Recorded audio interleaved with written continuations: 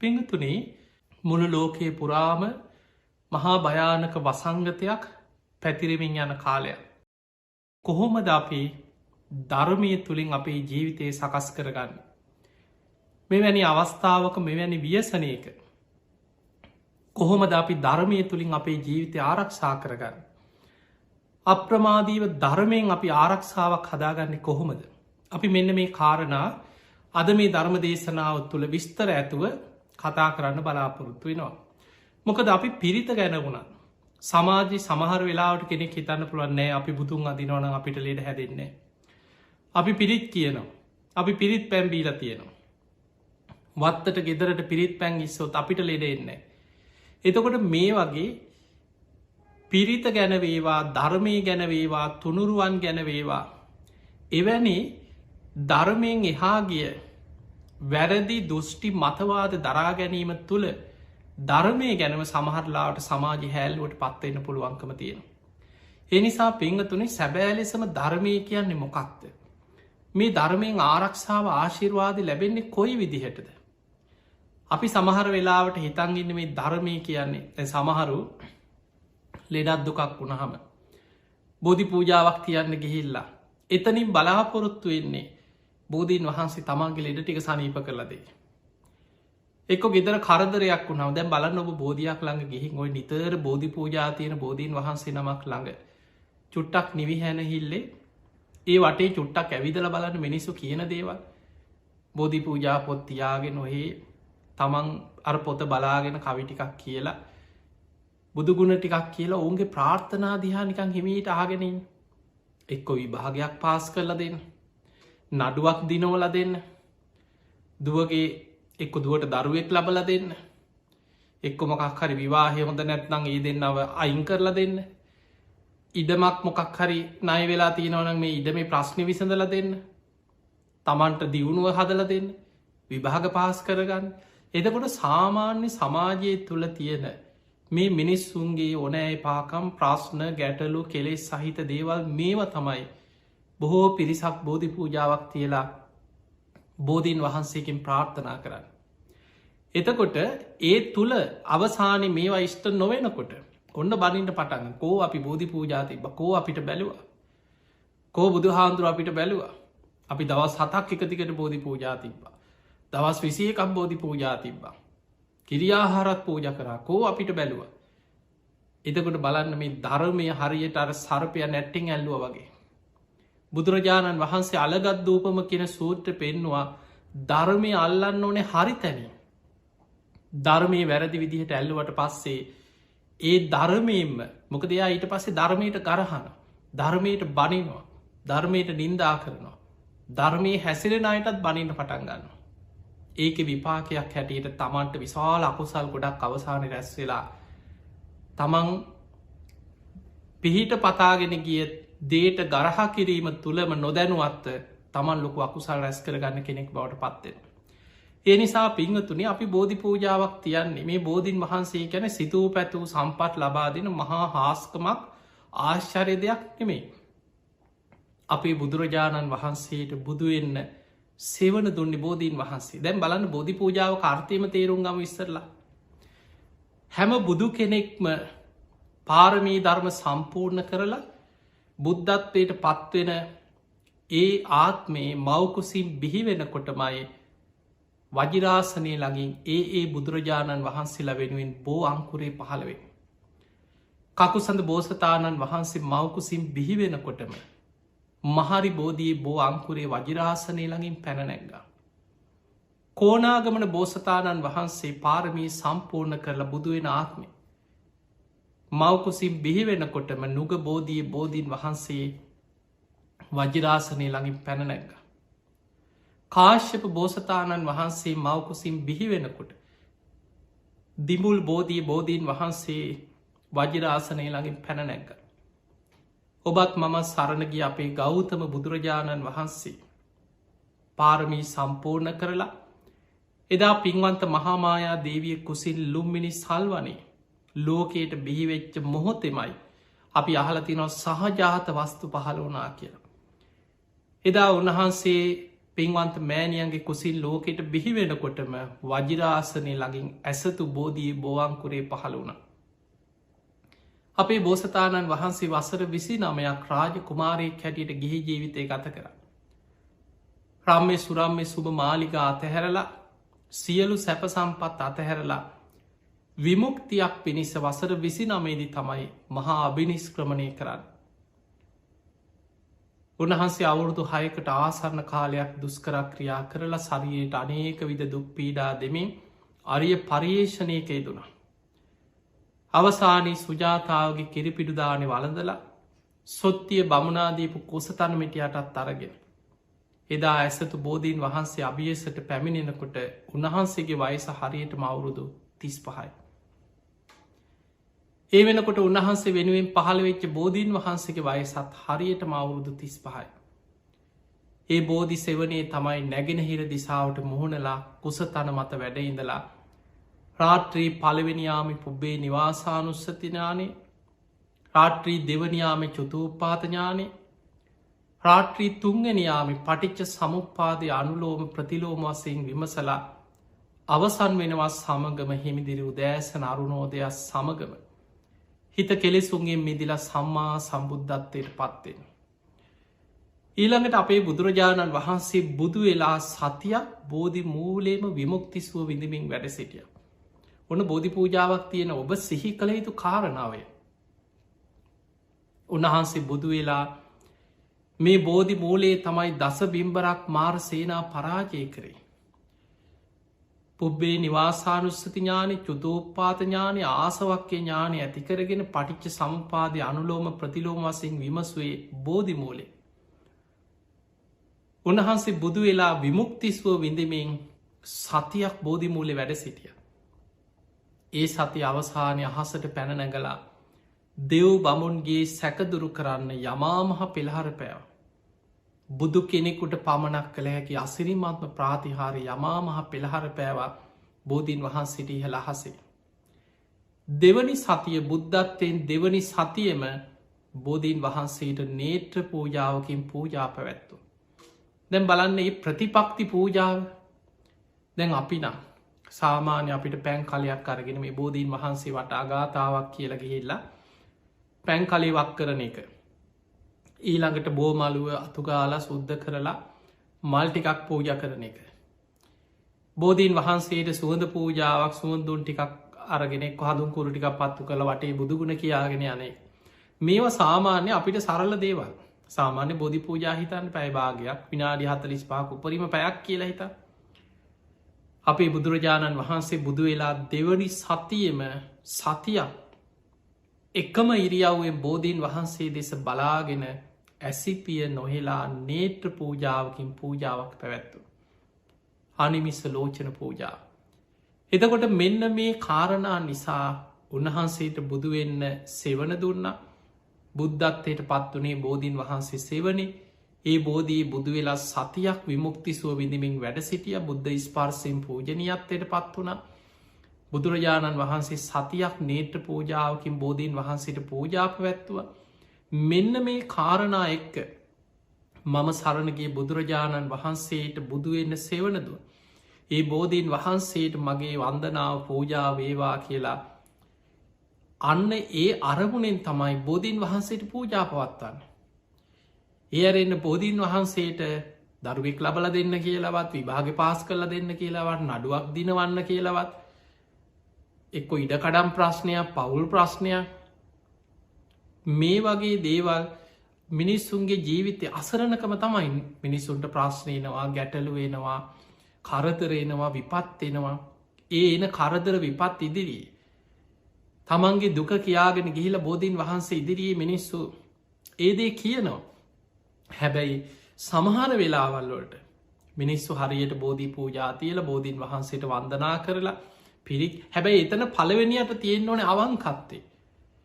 කෙනෙක් හරියට පන්සිල් රකිනවන. කෙනෙක් හොඳට ගුණධර්ම පුරනවන. කෙනෙකුට තුනුරුවන් ගැන සද්ධාව තියෙනවන. යානිකන් දවසත් දෙකත් තමන්ගේ බේරුමට බෝ කරදරයක් කෙනකොට විතර බෝධීන් වහන්සේ ළඟට ඇවිල පූජාවක් තියලා යන්න නැති නිතර බෝධීන් වහන්සේට පුද පූජා පවත්වන බුදුගුණ සිහි කරන සෑමලුව චෛත්‍ය මලිය අමදිමින් එවැනි පින්කම් පූජාවල් කරනකොට මතකතියාගන්න බෝධීන් වහන්සේලා අභියස චෛත්‍යරාජාණන් වහන්සේලා අභියස උක්ෂ දේවතාවරු පූජනය ඒ පුුණ්‍ය භූමියවලට වන්දනා කරන දෙවි දේවතාවරු රැස්වෙලා ඉන්න. එතකොට ඒ දෙවියන්ගේ අනුකම්පාව පිහිට ආශිර්වාදය ආරක්ෂාව ලැබෙනවා. අන්න එවැනි දේවල් තුළ නිතර ඇවිල්ල බෝධීන් වහන්සේට පූජා පවත්වන බුදුගුණ කියන දහම්ගුණ කියන ධර්මී හැසිරෙන කෙනාට ඒ දෙවියන්ගේ පිහිට රැකවරන ආශිර්වාදයෙන් ඔහුට සිතක් සාන්තියක් සැලසෙනවා. ඒම අවස්ථා තියෙනවා. හැබැයි අපි බෝධි පූජාවක් තියන්න ඕනෑ සැබෑ ලෙසම බුදුරජාණන් වහන්සේට බුදුවෙන්න සෙවනදුන්. ඒ බෝධීන් වහන්සේට කරන පූජාවක් හැටියට මයි.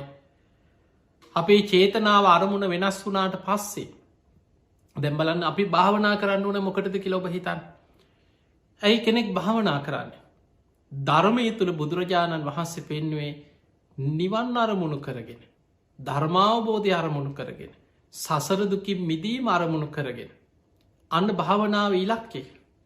හැබැයි කෙනෙක් භාවනා කරන්න හිතනවා මට තව කෙනෙක්ගේ හිත කියවල මේ හොර හොර හොයන්න. යාගේ රහස් හොයාගන්න.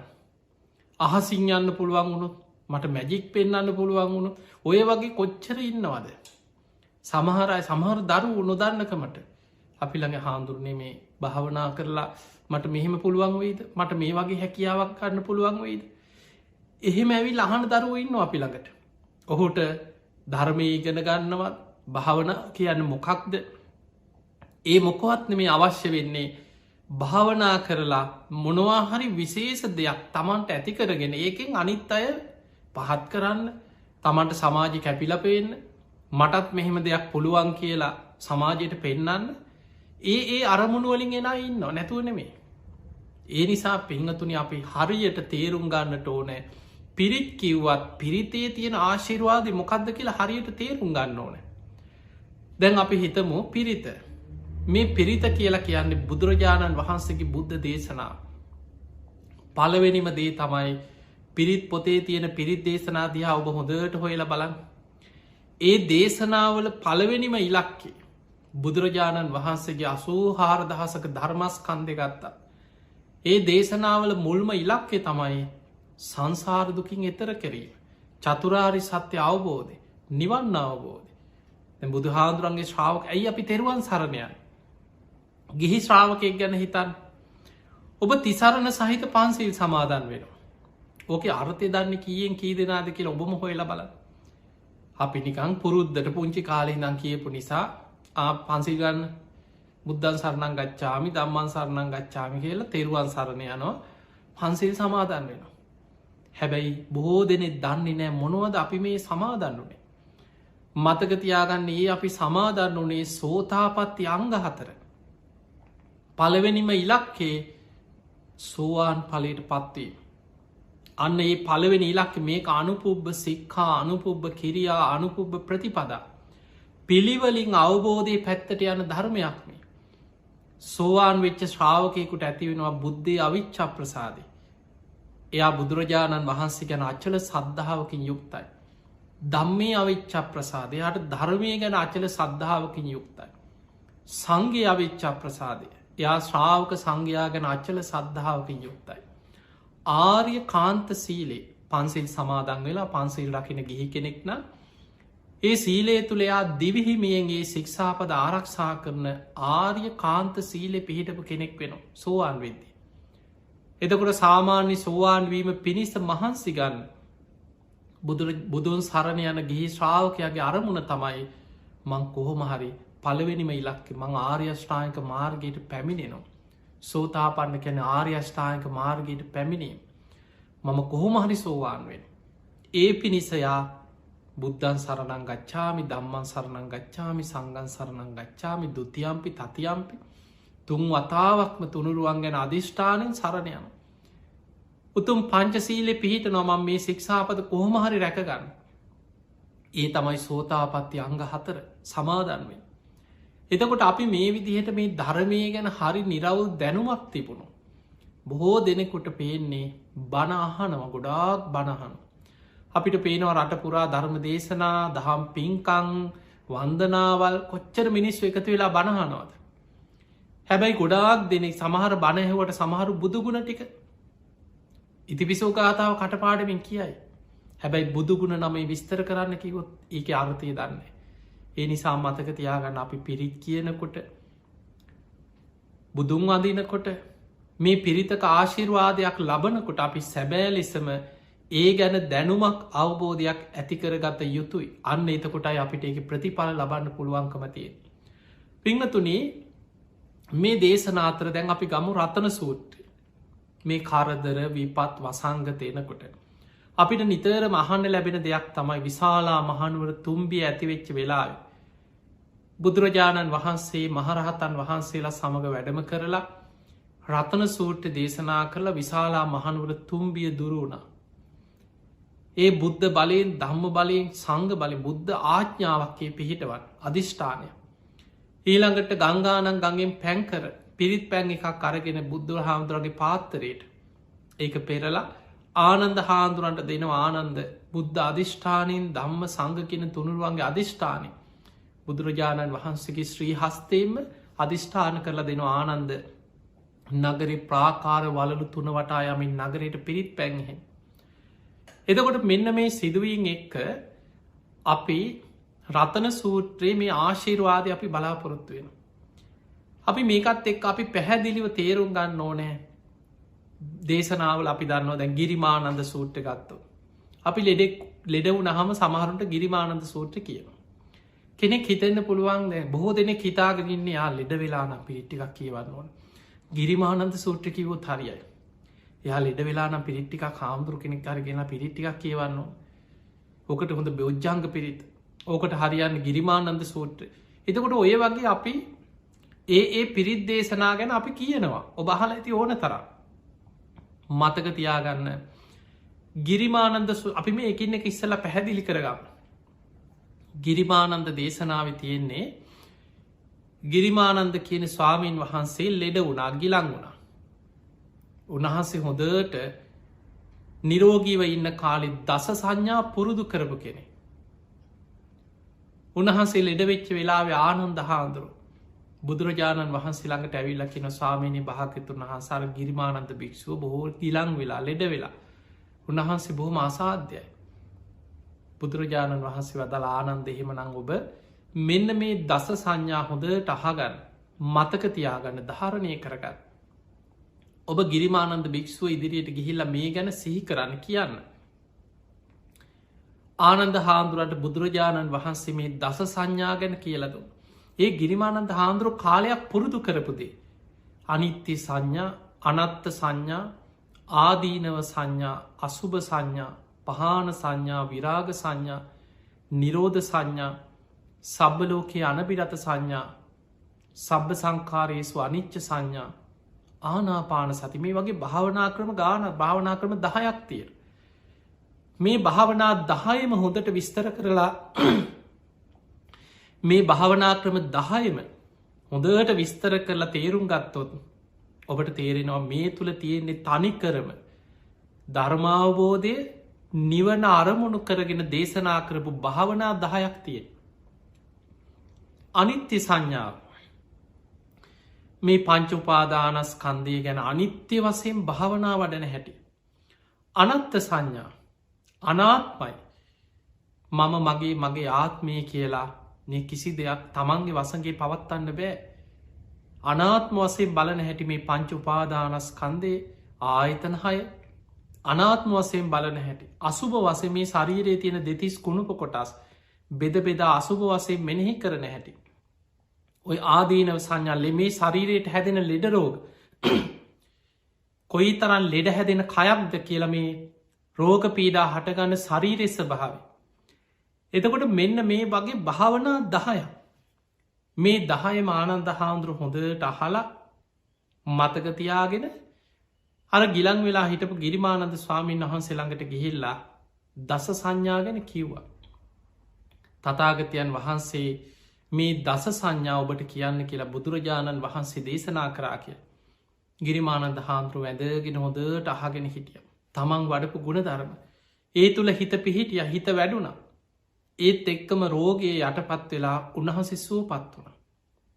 දැන් ඒ ගිරිමානන්ද සාමීන් වහන්සේ වඩපු ගුණධර්ම මෙනෙහි කරනකොට උන්වහන්සේගේ රෝගී සුවපත් වුණ. ඊළඟට තියෙනවා බොජ්ජංග ධර්ම ගැන. මහා කස්සපත්තේර බොජ්ජන්ගේ මහා කාශිප මහරහත්තන් වහන්සේ ගිලං වෙච්ච වෙලාවේ බොජ්ජංග ධර්ම ගැන උන්වහන්සේට සිහිපත් කෙරෙවු. උන්වහන්සේ සුවපත් වනා එතනද. මහා මුගල්ලානත්තේර බොජ්ජන්ගේ මහා මුගලම් මහරහත්තන් වහන්සේ ගිලං වෙච්ච වෙලාවක උන්වහන්සේට බොජ්ජංග ධර්ම සිහිකරපු වෙලාවේ උන්වහන්සේ සුවපත් වන උන්වහන්සේලා ඒව වඩපු නිසා. ඊළඟට අපිට පේන අනාත පිණ්ඩික සිටුතුමා ගිලං වෙච්ච වෙලා බුදුරජාණන් වහන්සේ වැඩම කරලා සෝතාපත්ති අංග ගැන බුදුරජාණන් වහන්සේ සිහිපත් කරෝනොයි අවස්ථාව. එතකොට මේ වගේ ඒ අය තමන් පුරුදු කරපු ගුණ ධර්මය දේශනාවල සඳහන් වෙනවා. දැන් අපි ගමු මේ ගැන නොදැනගෙන අපි ගම කෙනෙකුට පන්සිලුත් නෑ. පංච දුෂ්චරිතයේ මේ දෙන උදේ ඉදන් ගෙදර බුදු හාදුරන්ට බයිනවා ගමේ පන්සලි හාන්දුරන්ට බයිනවා දවේශයෙන් වෛරයෙන් කේන්තියෙන් දුරාචාර යෙදියදීන්න මනුස්සෙක් ලෙඩ වෙනවා. ලෙඩවෙච්ච ගමන් ගෙදරයගෙනවා ගිරිමානන් සූත්‍රකීවන් පිරිට්ටිකක් කියවන්න හාන්දුරු ගෙනල්ලා අනේති ස්වාමීන් වහන්සේලාට ආරාධනා කරහම උන්වහන්සේලා බොහොම මෛත්‍රිය. උන්වහන්සේලා කරුණාවෙන් කවුරුටත් හොරෙක් වුණත් මිනිමරුවෙක් වුණත් අපරාධකාරයෙක් වුණත් මොන තරමි මනුස්සෙක් වුණත් ස්වාමීන් වහන්සේලා පාන්ස කුලට වඩිනවා පිරිත්තට වඩිනවා. අනුකම්පාවෙන් උන්වහන්සේලා වැඩම කළ අනුශාසනාවක් කරනවා. දැන් ස්වාමීන් වහන්සේලා වැඩම කළ පිරිත් කියනවා. පිරිත් කියලා ගියාට පස්සේ අප හිත මේ මනුස්සයා සමහරුන්ට පිරිත් කියනකොට අකුසල් කරලා පවකං කරලා සමහට අමනුස්ස බලවේකවලටත් ගොදුරු වෙලා ඒවටම නැඹුරු වෙච්ච අමනුස්්‍යයන්ට ගොදුරු වෙලා පිරිත් කියනකොට ඉන්නත් බැහාන්දුල දකිනකොට හූ කියන ඉන්න. ඒ තරමට මිනිස්සුන්ගේ පිරිහිල සමහරලාවට පිරිත් කියලා ඉවර වෙලා ගෙදර පිරිත් පටියත් දාලා තියෙන.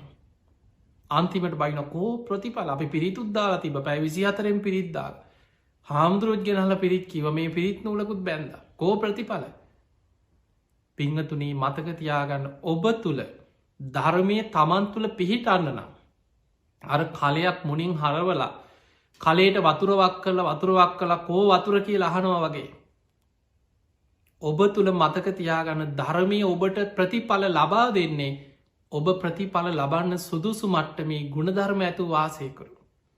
ප්‍රධානමදේ ඔබ සිල්වත්වෙන්. පංච සීලේවත් ඔබ ආරක්ෂා කරන්න පුරුදුවෙන්. ඔබ කොච්චර පිරිත් පටි දාලා තිබුණත් පිරිත් පැන් ඉහහා හිටියත්. පිරිත් කලවලින් නනා හිටියත්. ඔබ තුළ පන්සිල්වත් සමාදන් හරියට පංච සීලේවා රැකගන්න බැයිනම්. පිරිතට බැල්ල වැඩක් නෑ ප්‍රතිඵල නැත්තේ ඒ ධර්මය ඔබට පිහිට අන්න තරම් ඔබ තුළ ගුණයක් නැති නිසා.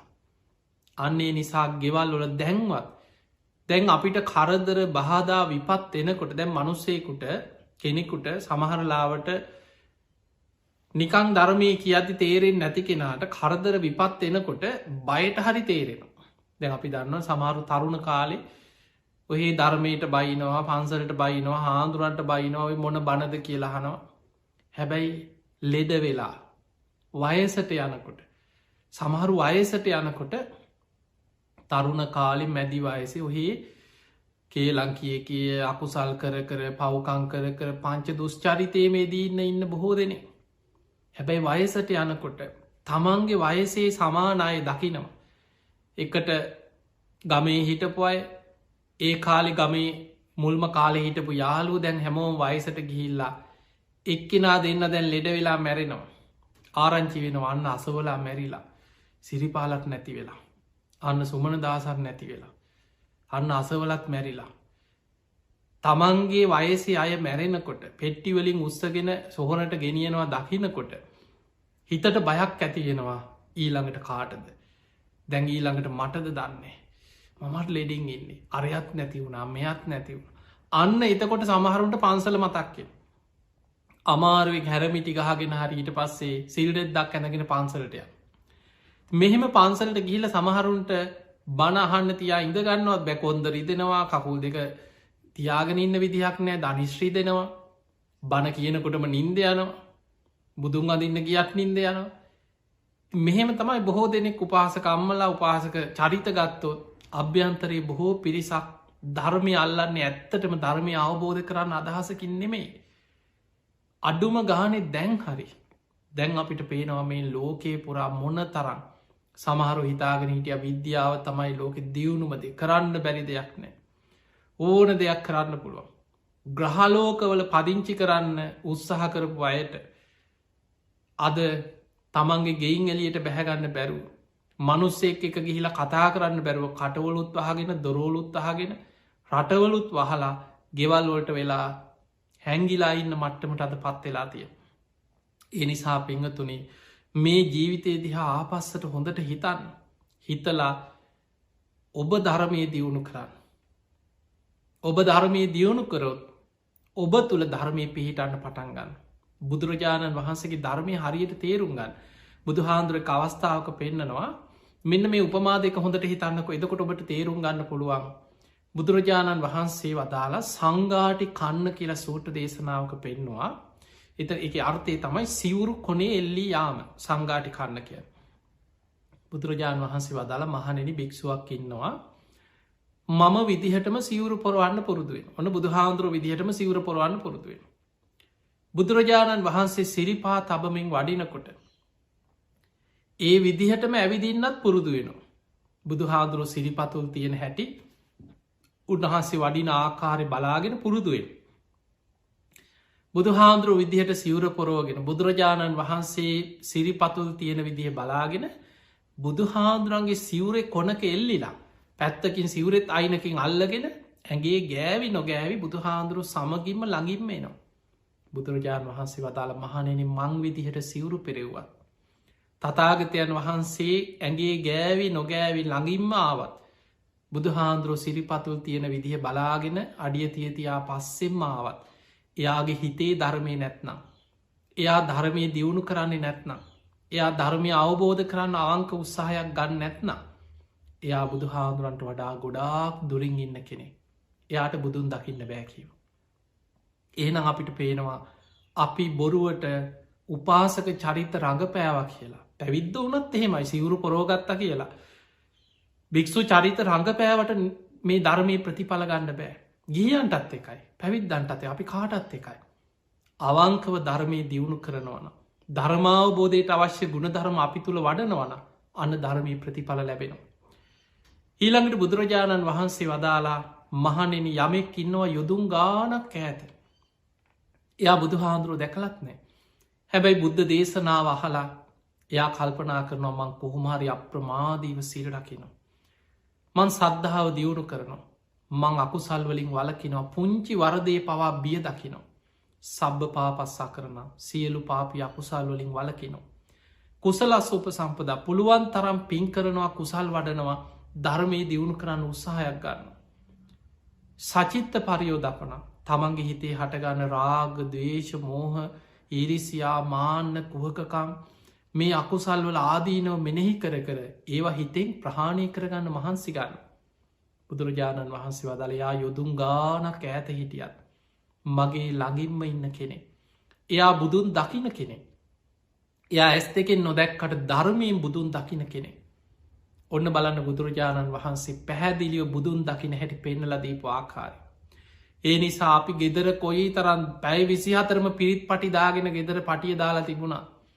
සමහරලාවට පිරිත් කියනවා පිරිත් පැන් එහිනවා පිරිත් නූල් එල්ලගෙන පිරිත් නූල් බැඳගෙන හැබැයි පංචසීලෙවත් පිහිටල නැත්නම්. කෝ පිරිත ප්‍රතිඵල කියලා අහල වැඩක් නෑ. ඒ නිසා මතක තියාගන්න ඔබ තුළ ධර්මය ජීවිතයට එකතු කරගන්න. අන්න එතකොටයි ප්‍රතිඵල ලබන්න පුළුවන්. ඊළඟට බුදුහාන්දුරු දේශනා කරනා වක්කලි හාන්දුරන්ට. වක්කලී කියන භික්‍ෂුව බුදුහාන්දුරන්ගේ රූපයට ආසාාවෙන් ඒ රූපයට උන්වහන්සගේ දෙතිස් මහා පුරුෂ ලක්ෂණ තියෙන බුදුරුව දහම් දෙසනකොට සතර දළදාගින් සුදු බුදු රැස්සහි දෙනවා.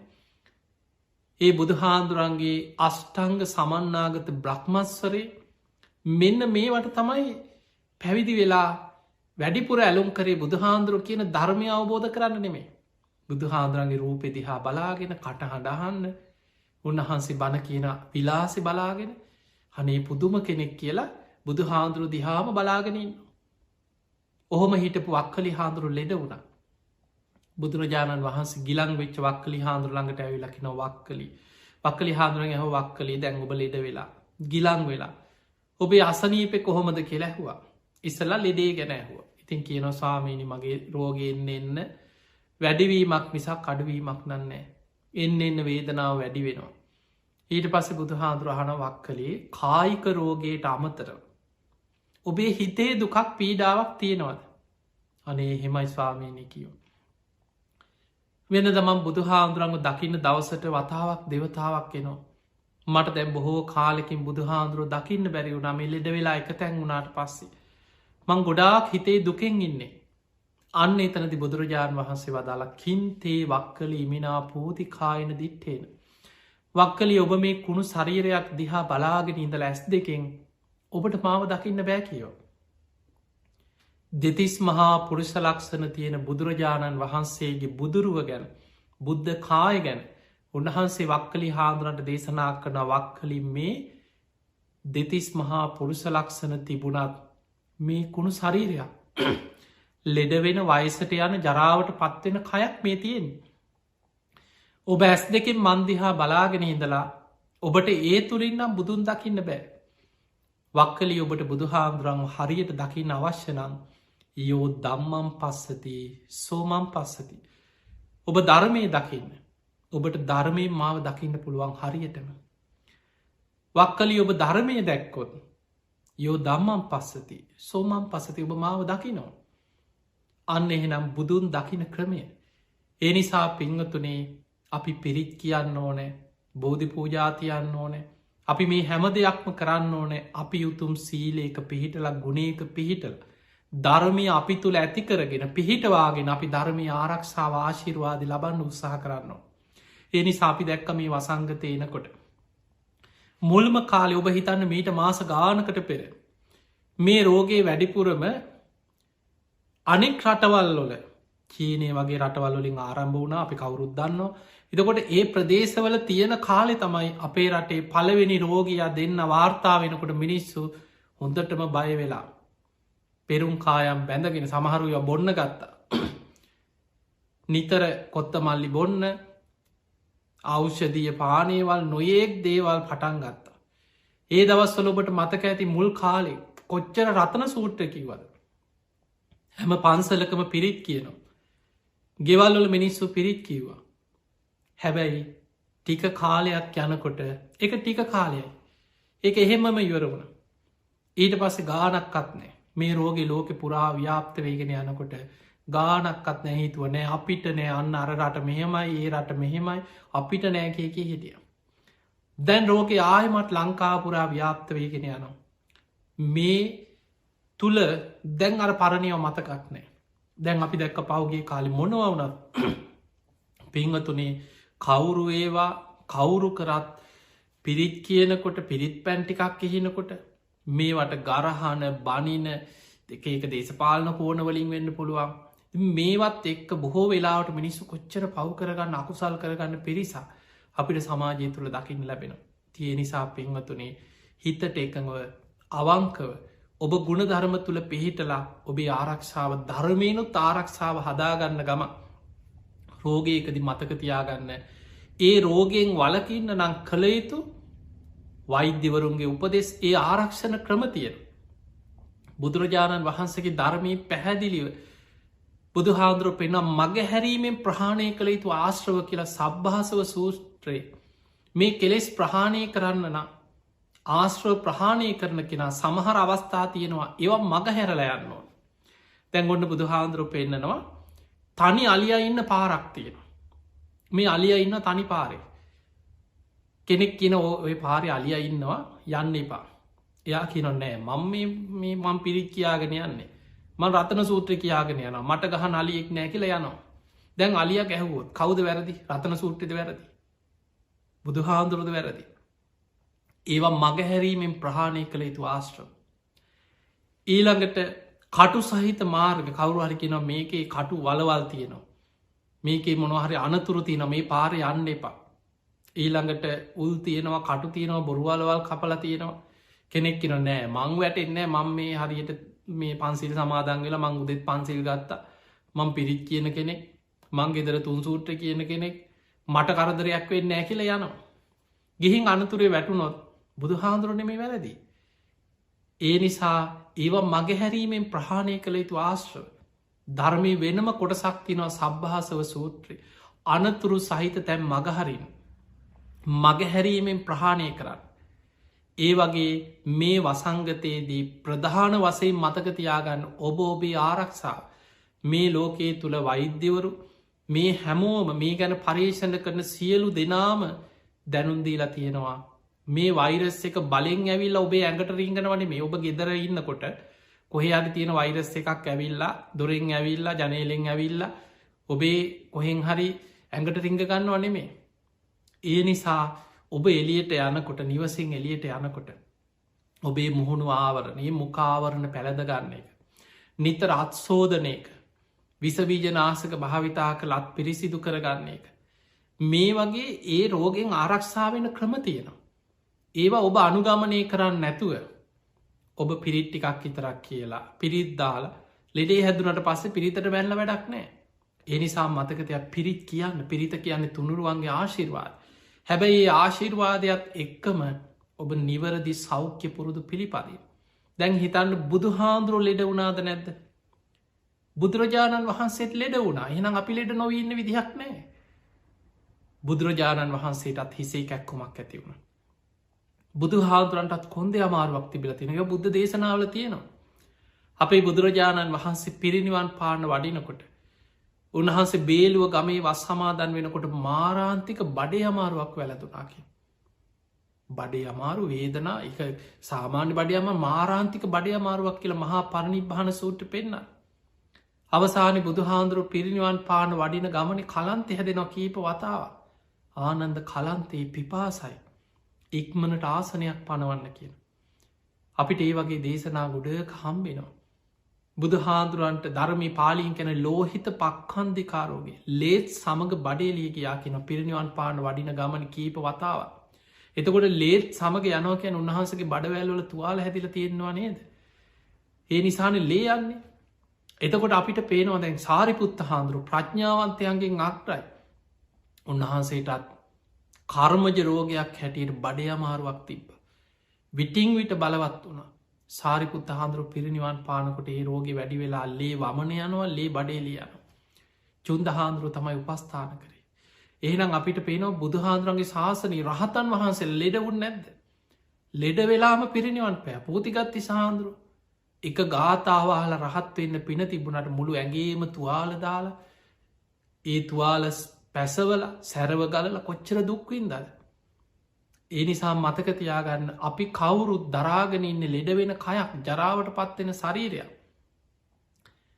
මේ බුදුහාන්දුරුවට ලෙඩවුනාන අග්‍රශ්‍රාවකයන් වහන්සේලා 80 මහ ශ්‍රාවකයන් වහන්සේල ඔය අතරින් සසර ඒකා සංකයේ කල්ප ලක්ෂයක් මහා ගුණපුරලා කල්ප ලක්ෂයක් පුරාම විවරණාරගෙන නිරෝගි සම්පත්තිය වෙනුවෙන්ම පින්කරගෙන ඇවිල්ලා කිසිම ලෙඩක් නැතුව හිටිය බක්කුල මහරහතන් වහන්සේ විතරයි අවුරුදු 160 මේ ශාසනයටම උන්වහන්සේ විතරයි එක මහා ආශ්චර්ය. හැබැයි අනි සියලු දෙනා ලෙඩ වුණ. ඒ නිසා පිංහතුනේ බුදු හාමුදුරුව පවා ලෙඩ වුණාට පස්සේ භික්‍ෂූන් වහන්සේලාට බෙහෙත් නියම කරලා තියෙන. විනය පිටක සඳහන් වෙනවා බේසජ්ජක් කන්දකි කියල වෙනම බෙහෙත් ලෙඩවලට ඒ ලෙඩරෝගවට බුදුහාදුරු නියම කරපු බෙහෙත් වරග සඳහන් කොටසක්. බුදුහාමුදුරුවන්ටත් වෛද්‍යවරයෙක් පින්කරගෙන පෙරුම්පුරාගෙනාව ජීවක ඒ නිසා මතකතියාගන්න ලෙඩක් වුණොත් බෙහෙත් ගන්න එකට පිරිත් කියල විතරක් නතරවෙන්න එපා. ලෙඩේට බෙහෙත් ගන්න. වෛද්‍යවරු කියන වෛද්‍ය පුරුදු පිළිපදේ. මේ රෝගයෙන් ආරක්ෂාවෙන් ඔබ උපරිම ඔබේ ආරක්ෂාව ඔබ හදාගන්න. හැබැයි ඒ අතරතුර ඔබ හැමදාම දැන්වත් පන්සිල් රකින්න හරියට. නිතර ගෙදර බුදුන් ඇඳලා ගෙදර තුන් සූට්ට කියන තුන් සූට්ට කියන හරි බලවත්. දේශන අතර ආශිර්වාදය ආරක්ෂාව සියල්ල ලැබන හැබැයි ඒක ලැබෙන්නේ ඔබ උතුම් සීලේක පිහිටලාන්න. ඒ නිසා ඒ ධර්මය ආරක්ෂාවත් හදාගන්න. ඔබේ සෞඛ්‍ය සම්පන්න ජීවන් රටාව තුළ ආරක්ෂාවත් හදාගන්න. නිවැරදි සෞඛ්‍ය පුරුදු පිළිපදින් මේ හැම දෙයක්ම එක්ක අන්න ඔබට මේ රෝගෙන් ආරක්ෂාවෙන්න පුළුවන්කම තියෙන. තිය නිසා පින්වතුනි රතන සූත්‍ර මහා බලවත් දේශනාව කෝටි ලක්ෂයක් සක්වල ආඥාපීටි දේශනාව. රතන සූත්‍රය ගැන ගාථාවෙන් ගාථාව බෝන තරං අහල ඇති. එදා බුදුහාදුරන්ගේ කාලේ විශාලා මහනුවර අපේ බුදු හාන්දුරුව පහළ වෙන්න කලින් තමයි විශාලා මහනුවරෝය ප්‍රශ්නය හටගත්. බුදුරජාණන් වහන්සේ බුදුවෙලා මුල්ම කාලෙ දෙවනි අවුරුද්ධ තමයි විශාලා මහනුවරට වැඩම කරලා රතන සූට්‍ර දේශනා කරන්න. ඒ වෙනකොට මේ රෝගයේ විශාල වසයෙන් පැතිරිලා වසංගතය ඒත් එක්ක දුරුභීක්ෂයක් ඒත් එක්ක අමනුස්්‍යයන් නගරේ අරක්ගෙන. රෝග දුර්භික් සාමනුස්්‍ය කියන තුම්බියෙන් මුළු නගරේම අසරණ භාවයට පත්වෙලා. මිනිස්සු තැන් තැන්වල පාරවල්වල වැටිලා මැරිලා එහෙම කුණු වෙලා යන කවුරුඩ් ලංවෙන් නැමකද මේ රෝගෙ පැතිරෙන නිසා. ඒ වසංගත කියන පැතිරිලා යන. බෝ වෙනවා. මුත ශරීරයකින් පවා එක පැතිරෙන පුළ ඒ නිසා තමයි අද පවා ඔබ දන්නවා එවැනි රෝගී අද බලන්න මේ රෝගී වැළඳුනාට පස්සේ කෙනෙක් මිය ගිය පාන්සකූලයක් තියන්න. ගෙදරකට ගෙනහල තමන්ගේ මියගේ ඥාතියා වෙනුවෙන් අවසං කටයුතු කරන්න.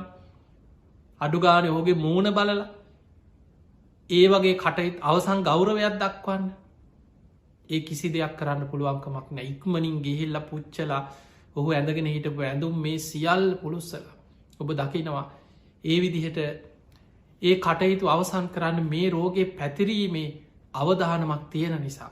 ඉති ඒ නිසා විශාලා මහනුවර පවා මේ රෝග වේගෙන් පැතිරුණ මිනිස්සු තැන් තැන්වල මැරිල්ලක් කුණු වෙලා යනවා.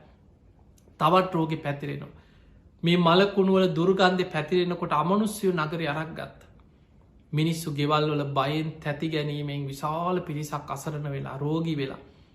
ඒ වෙලාවෙ තමයි බුදු හාමුදුරු වැඩම කරලා රතන සූත්‍රයේ බුදුගුණ දහම්ගුණ සඟගුණ ඇතුළත් සත්‍යක්‍රියාවක් තිය. ඒ බුදුගුණ සත්‍යක්‍රියාව දහම්ගුණ සත්‍යක්‍රියාව සඟගුණ සත්‍යක්‍රියා බලයෙන් පිරිත් පැන් එකක් ගංගානංගගෙන් පැන් එකක් අරගෙන පෙරලා බුදු හාදුරන්ගේ පාත්‍රයට අධිෂ්ඨාන කරලා ආනන්ද හාදුරන්ට තුන ආනන්ද නගරයට පිරිත් පැන්හෙන්. ඒ පිරිත් පැන් ඉහිනකොට නගර හිටපු අමනුස්්‍යයන් සීසීකට දුවන්න ගත්තකෙන්. එතකොට අපිට නොපෙනෙන පැත්තක්කේ. අමනුස්්‍යය දුවප එකක් හරි අමනුස්්‍යයෝ මිනිස්සු අතහැල්ලා ගියා කියලා හරි පිරිත් පැන් හිනකොට ඒක මිනිසුන්ට පේන්නේ. හැබැයි බුදු හාන්දුරුව දකිනවා. බුදු හාන්දුරුවන් සංඝයා පිරිවරාගෙන නගරයට වැඩම කරලා සිරිපතුල තියෙනකොට බුද්ධ අධිෂ්ඨානයෙන් නියගේ දුරුවෙලා එකිනෙකට වෙනස් වැසි හතක් ඇදහැලුනා කියලා දේශනාව අටුවාව තියෙනවා. මල් වැස්සක් පොදවැස්සක් පිටිවැස්සක් මේ විදියට මහා වැසි ඇදහැලිලා නගරි පිරිසිදු භාවයට පත් වුණ. පවිත්‍රත්වයට පත් වුණ.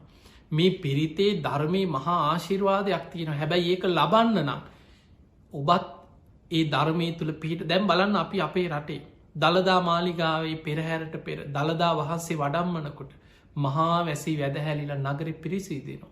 ඒ අදටත් අපි දකින ආශ්චරය. ඒවගේ අපේ රටේ පව අතීතයේ නියග දුර්භික්ෂ ඇතිවෙච්ච වෙලාවල් රජව රුතුම් සීලේක පිහිටලා ගුණධර්මෝල පිහිටල සත්‍යයක් ක්‍රියා කර. ඒ වගේ අපිට පේන වරුවන් වැලි මහා සෑයි සත්‍යයක් ක්‍රියා කළ තින අතීත රජවරු රටේ නියග දුර්භික්ෂ ඇතිවෙච්ච වෙලාවල්වල. ඒ නිසා විපත් පීඩා කරදර ලෝකෙ කවදත් එන්න පුළුව.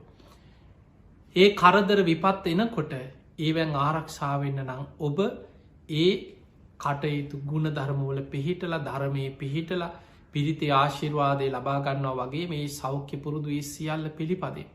ඉතින් බුදුහාන්දුරුව එදා විශාලා මහනුවර නගරයට වැඩම කරලා.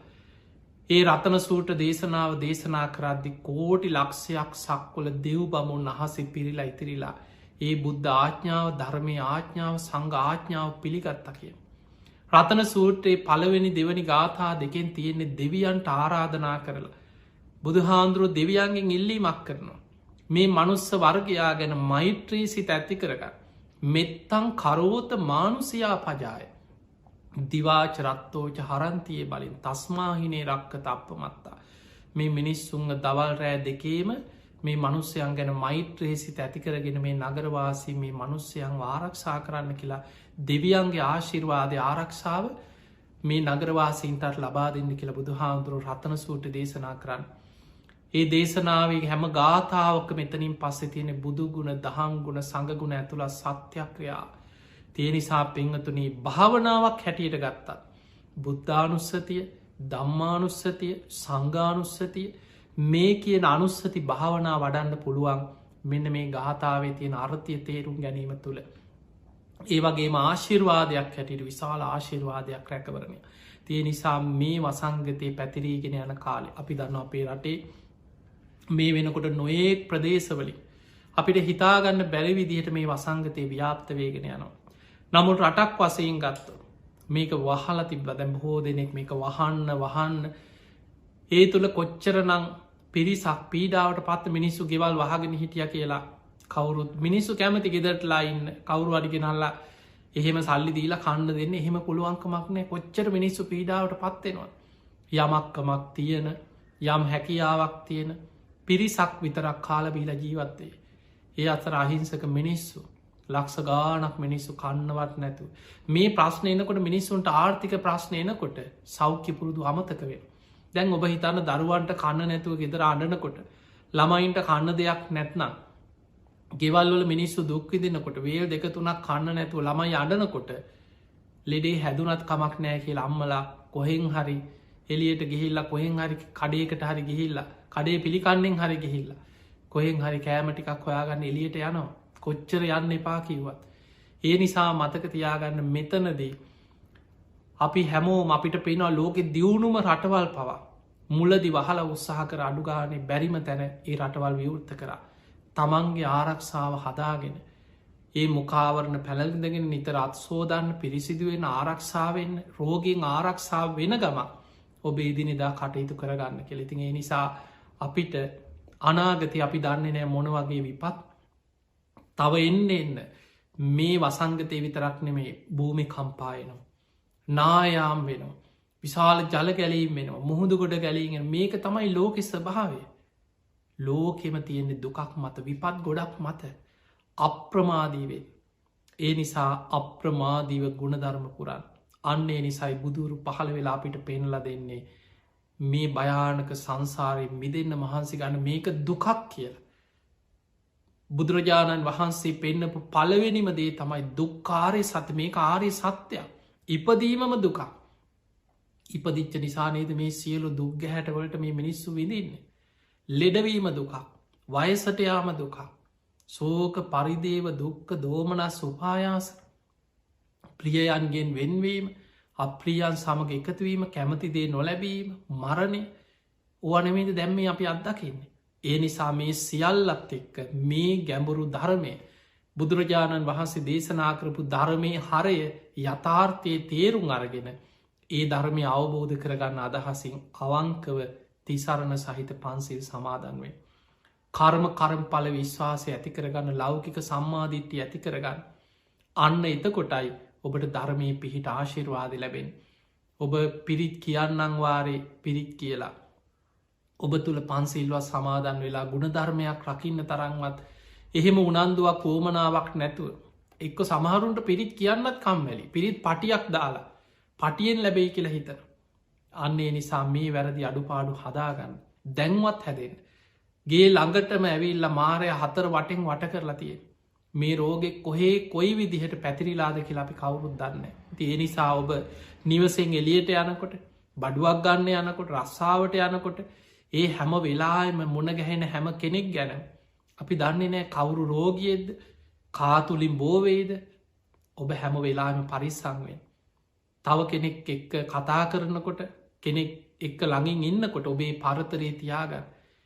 ඒ වගේම එලියට ගියත් හැම වෙලාම ආපු ගමන් ගෙදරත් හෝදලා හොඳට පිරිසිදුවෙන් ඒ මුකාවරණ ඒවා පිළිපදේ ආරක්ෂාවෙන් ඒ ආරක්ෂාවත් එක්ක ධර්මී ආරක්ෂාවත් ඔබේ ජීවිතයට ඇති කරගන්න ති ඔබ හැම දෙනාටම මේ ලැබිච්ච මනුස්ස ජීවිතය අවසන් වෙන්න පෙර සද්ධාදීකුණ ධර්ම දියුණු කරගෙන උතුම් වූ ධර්මයම අවබෝධ කරගන්නම වාසනාව ලැබේවා ලැබේවා ලැබේවා කියලපි ඔබට ආශිර්වාද කරනවා.